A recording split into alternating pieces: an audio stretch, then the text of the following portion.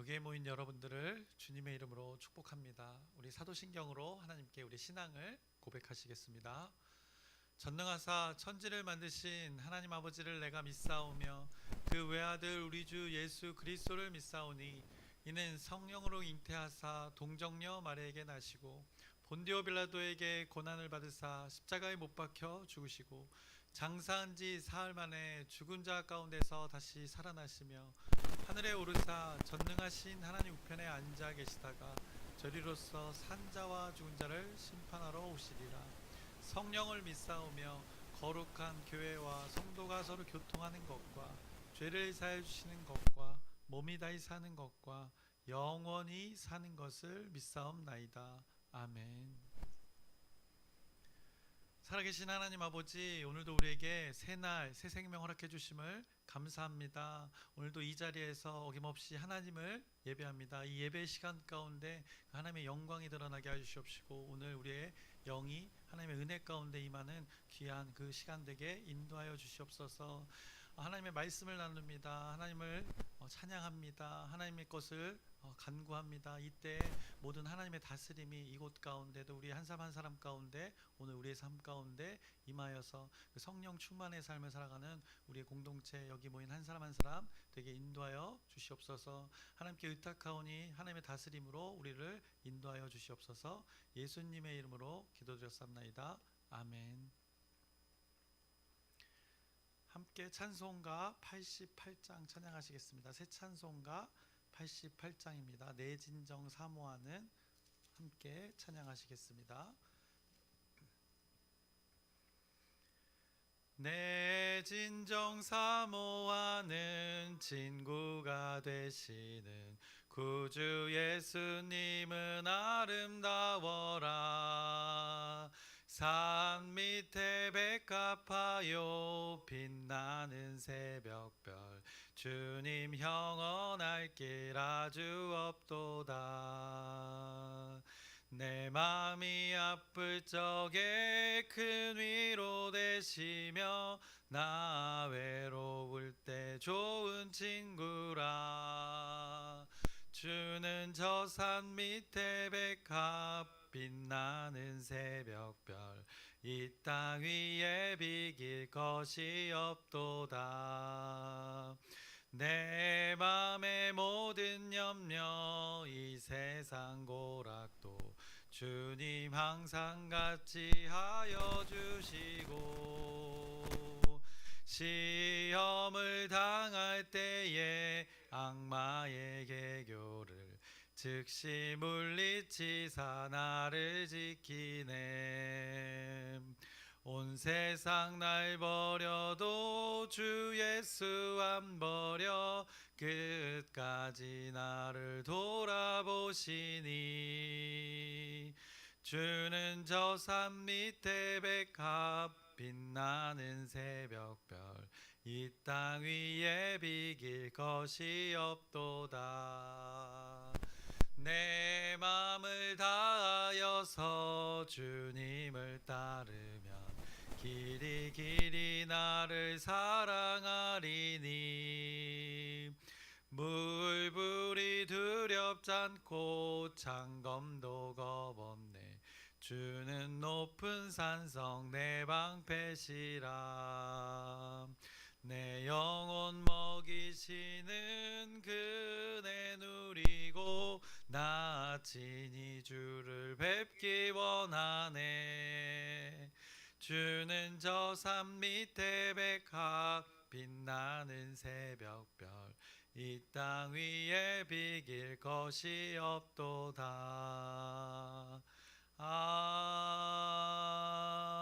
아멘.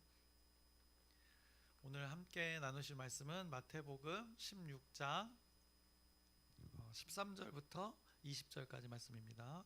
마태복음 16장 13절부터 20절의 말씀 함께 나누겠습니다.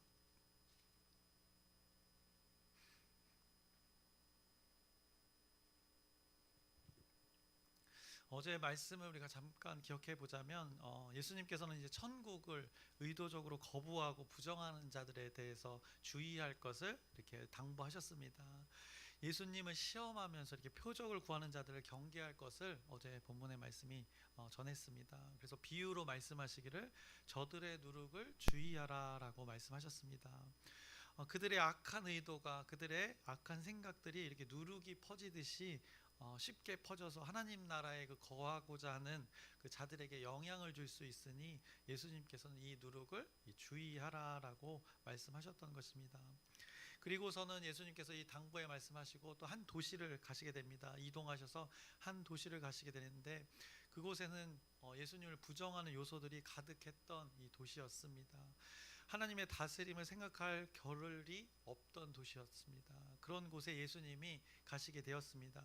그런데 예수님은 늘 그러셨듯이 그곳에 가셔서 자신이 누구인지를 또 분명히 드러내셨던 것을 성경이 전하고 있습니다. 그래서 오늘 본문 말씀 먼저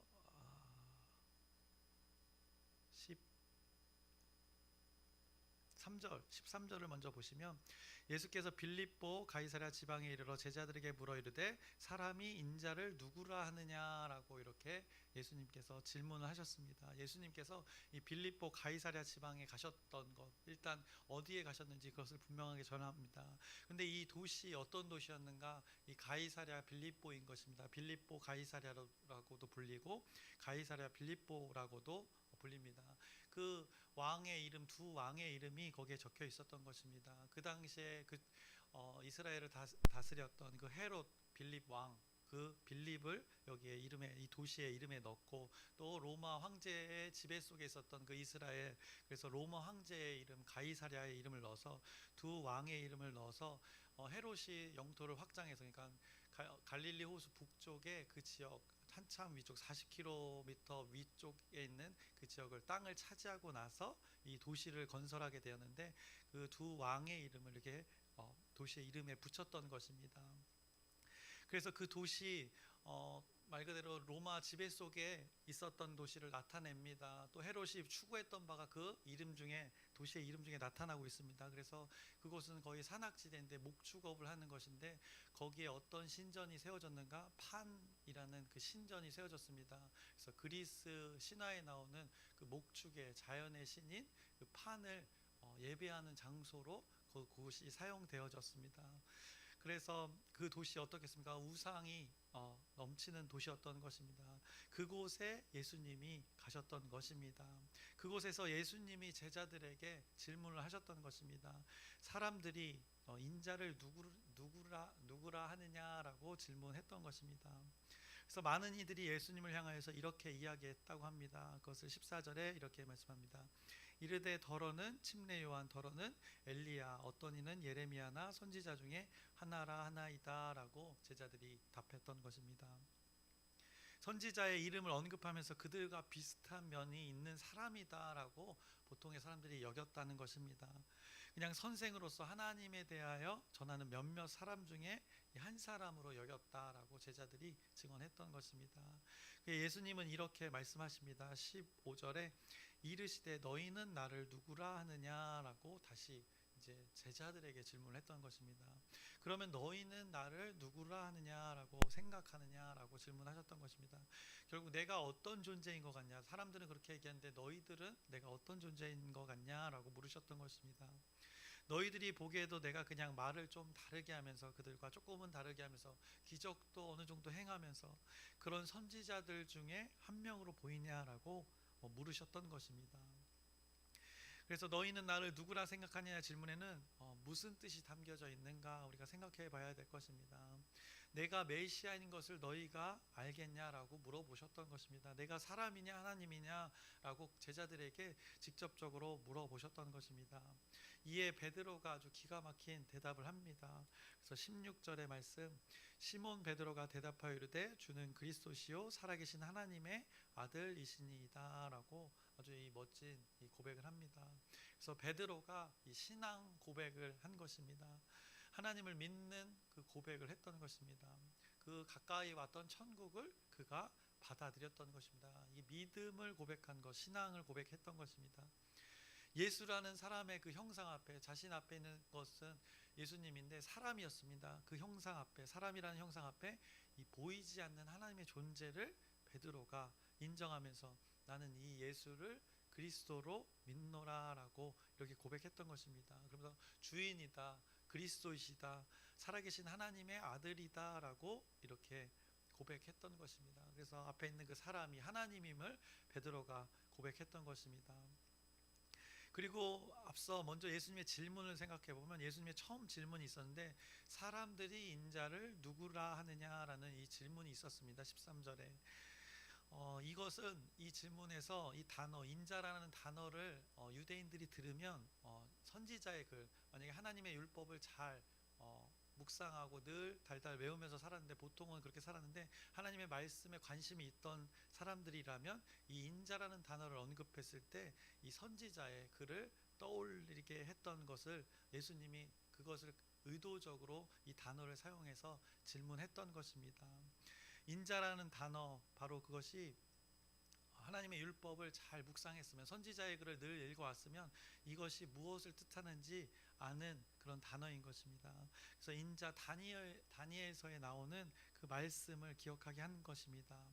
이 질문을 듣는 자들에게 사람들이 인자를 누구라 하느냐라는 이 질문에 인자라는 단어를 사용해서 사람들이 한 번에 깨닫게 했던 것입니다. 그래서 이 질문을 듣는 자들은 다니엘 선지자의 말씀이 그냥 단번에 기억되어졌던 것입니다.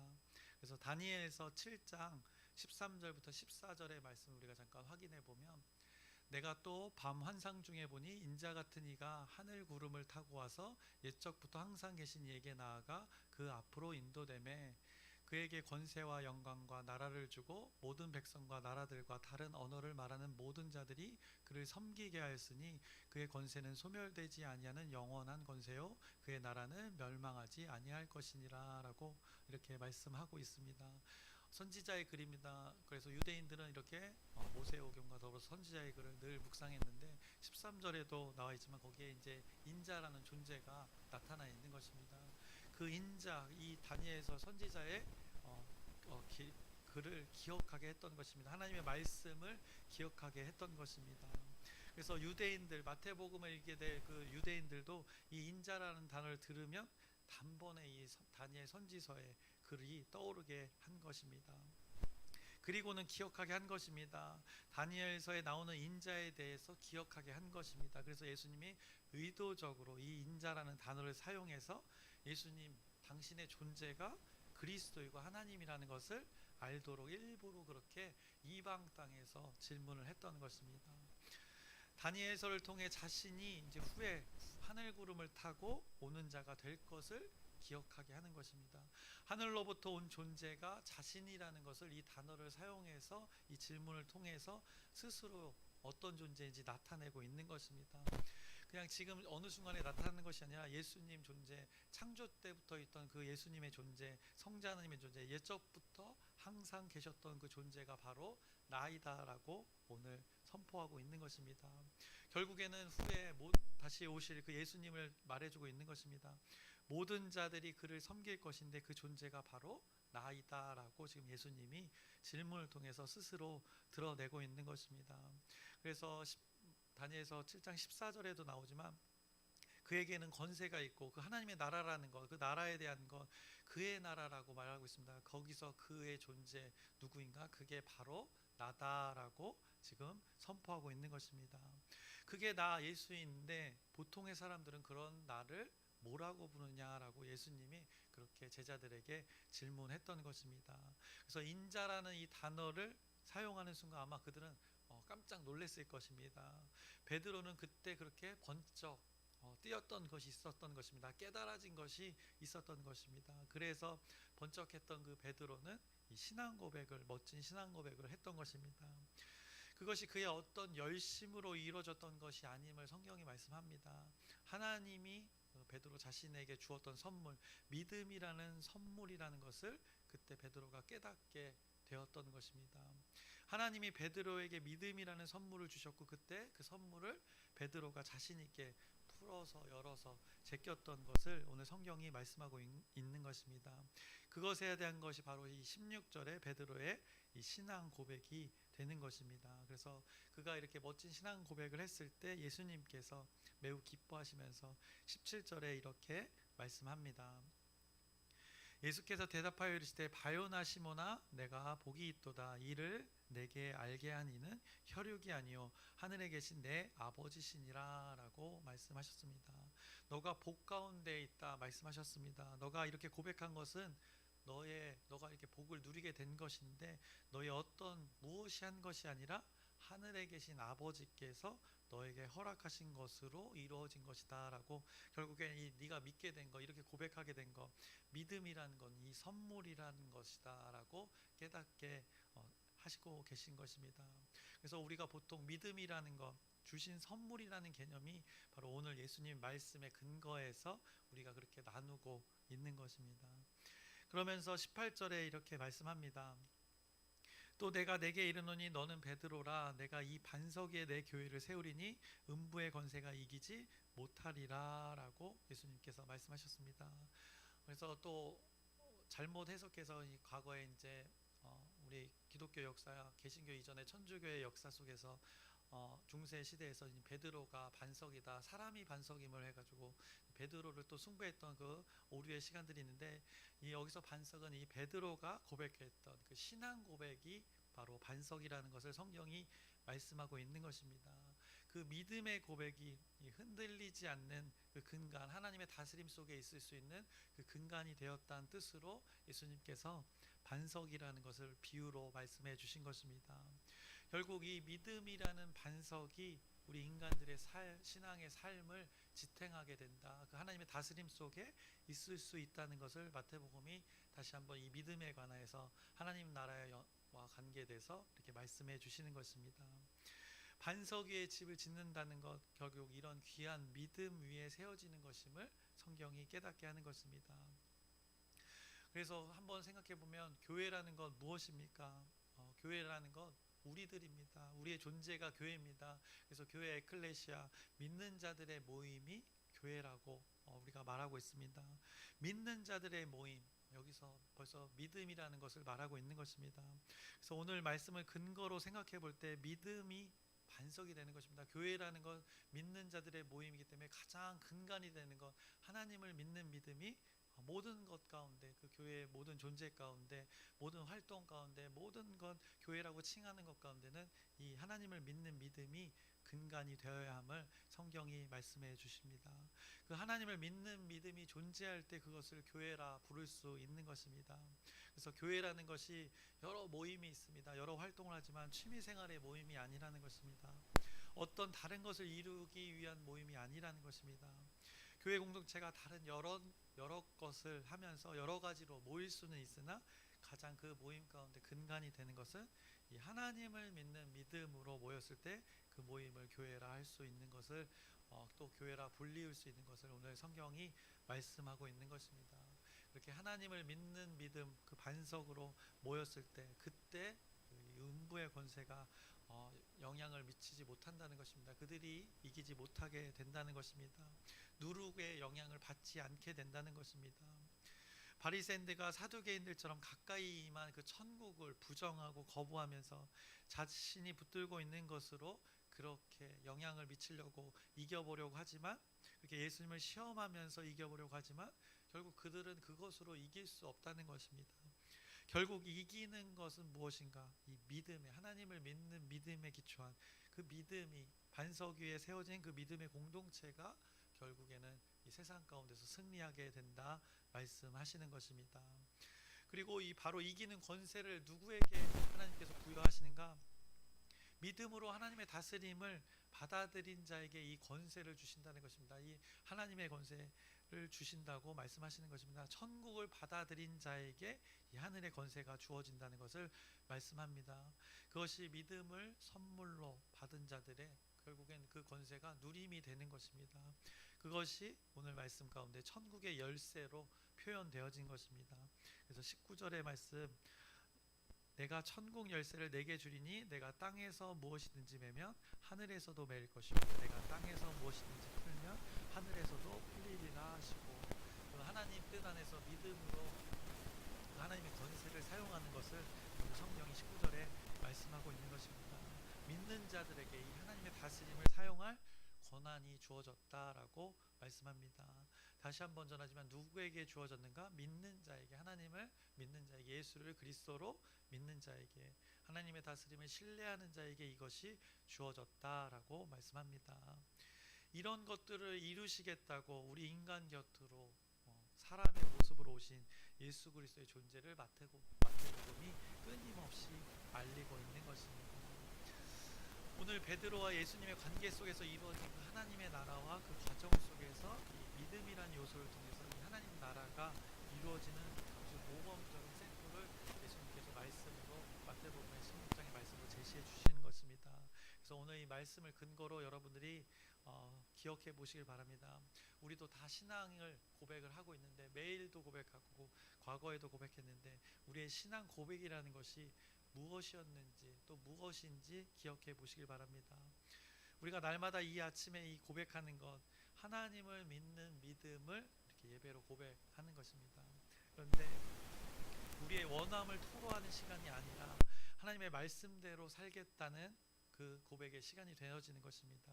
그로 인해서 하나님의 다스림이 우리의 삶의 가운데 충만해져서 그 하나님과의 온전한 관계로, 또 그것이 하나님의 다스림이 사람과의 관계에 흘러가서 사람과의 관계가 온전해지는 그 하나님의 섭리가 있음을 오늘 성경이 깨닫게 하는 것입니다. 그러기 위해서는 우리가 가까이 임한 그 천국을 받아들여야 되는 것입니다. 내가 주장하는 바를 오늘 이 예배 가운데, 기도 가운데, 간구 가운데, 삶의 가운데 요구하는 것이 아니라 우리에게 이 말씀으로 주어지는 이 천국의 상황들을 우리가 받아들이는 것입니다. 그래서 용서할 것이 있다면 말씀대로, 하나님의 다스림대로 용서해야 할 것이고, 돌이켜야 할 것이 있다면 말씀대로 돌이켜야 할 것이고, 또 사랑해야 할 것이 있다면 말씀대로 사랑해야 할 것입니다. 우리에게 주어진 그 가까이 온 말씀으로 받아들이고 우리 삶 가운데 녹여내는 것입니다.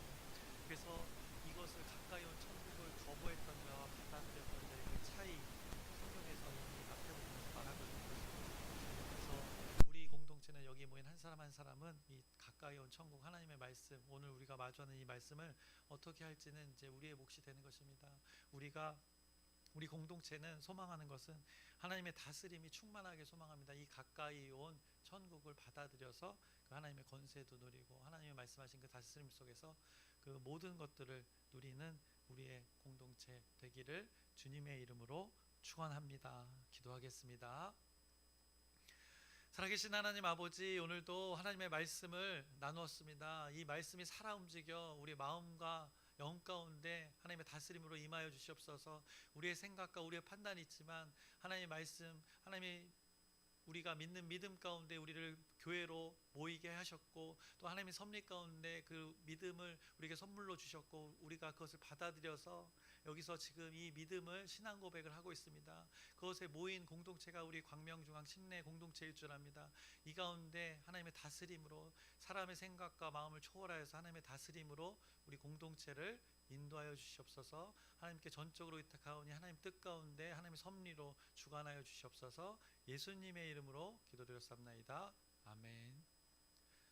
하늘에 계신 우리 아버지여, 이름이 거룩히 여김을 받으시오며 나라의 마옵시며 뜻이 하늘에서 이루어진 것 같이 땅에서도 이루어지이다. 오늘날 우리에게 일용할 양식을 주옵시고, 우리가 우리에게 죄진 자를 사하여 준 것 같이 우리의 죄를 사하여 주옵시고, 우리를 시험에 들게 하지 마옵시고 다만 악에서 구하옵소서. 나라와 권세와 영광이 아버지께 영원히 있사옵나이다. 아멘. 우리 기도 제목 나누고 함께 기도하겠습니다. 올 한 해 우리 공동체에게 주신 기도 제목 변화입니다. 그 말씀 근거를 보면 심령이 새롭게 되어 새 사람을 입게 된다고 말씀합니다. 그래서 우리의 영, 우리의 마음, 하나님의 말씀으로 우리가 심령이 새로워질 때 새 사람을 입을 수 있다고 말씀하오니 우리의 심령이 하나님 다스림 속에 있기를 기도하시기를 부탁드립니다. 그리고 아프신 분들이 있습니다. 한 사람 한 사람 우리 지체들의 이름을 언급하면서 하나님의 치유가 있어서 회복되어질 수 있도록. 장로님 어떻게 그 목동성교회 오늘 점심 때 오셨는데 다리는 어떠셔요? 그래요? 그 나아지면 저희 그 작업 시작하는 겁니다. 조금 좀 천천히 다리가 좀 회복된 다음에 장로님 다리도 아프신데 이제 방송 보시는 분들도 이제 무슨 얘기하나 되게 궁금해하실 텐데 황평택 장로님 다리 좀 아프신데 잘 회복될 수 있도록 여러분의 또 기도로 동역해 주시길 바랍니다. 그리고 오늘 말씀을 기억하면서 하나님 말씀이 또 우리에게 주어졌습니다. 천국의 그 다스림을 구하라 말씀합니다. 이것을 우리가 받아들이면 우리가 또 천국을 누리면서 살게 되는 것입니다. 이 말씀을 기억하면서 우리 각자의 또 기도 제목을 하나님께 아뢰면서 우리 주여 크게 한번 부르짖고 함께 기도하시겠습니다. 주